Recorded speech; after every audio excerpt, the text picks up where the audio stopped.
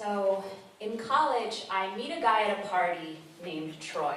Troy has blue eyes and nice biceps, and he tells me there are 7 people in the world who share a mission from God, and he's one of the 7. And I ask, what's the mission?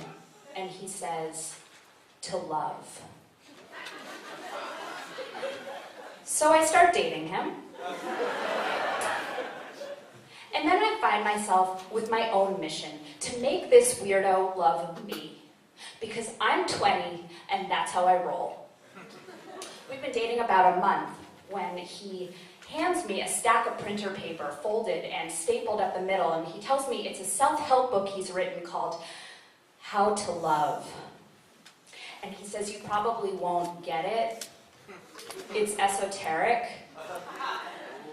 So I'm like excited, I'm gonna learn Troy's love secrets, but when I open it and start reading it, chapter 1 is like, do something with your partner that you both enjoy, like dancing or sailing.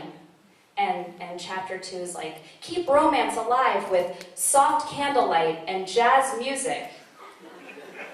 I'm like, this is esoteric? And he's like, I knew you weren't gonna get it. And even though he just insulted me, I hug him because he is so weird, it makes me melt. But the next night, I tell my roommate Julie about the self-help book and the love mission, and about how sometimes at parties, Troy will yell, I have an idea, and then scurry off into the corner to journal, and then read his journal aloud. And I admit to her that he never listens to a word I say, but he often accuses me of not getting it. And I ask her, do you think Troy's insane? And she says, I'll have to see for myself.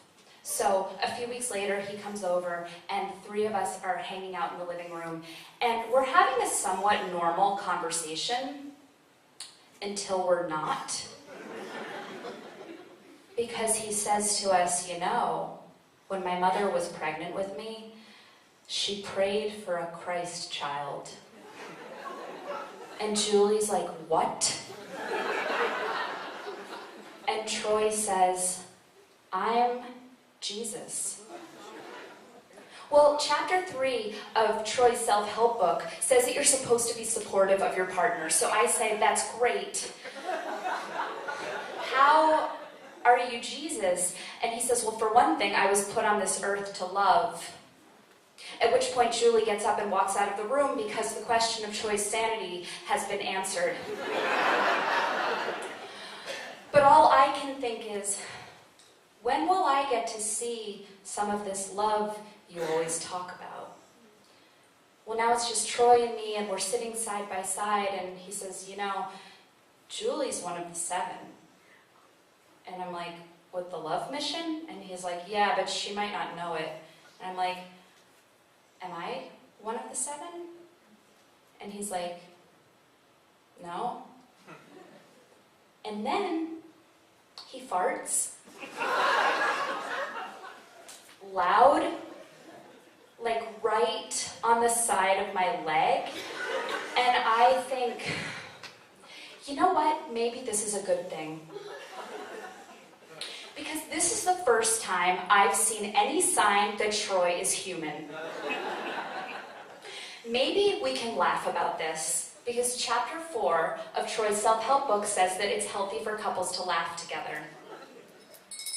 So I laugh, and I look at Troy, and he's like, oh, this is why I don't date younger girls. You are so immature. And I'm like, I'm 20. And he says, exactly. And I say, you are 21. Well, you know that bumper sticker that says, Jesus loves you? Well, it's not true, because that night, Troy dumps me. He's like, I'm sorry, but you have a lot to learn. But actually, I've already learned a lot.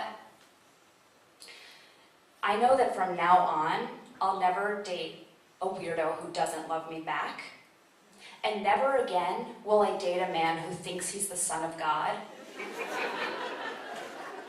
And for that, I thank Jesus. Thank you.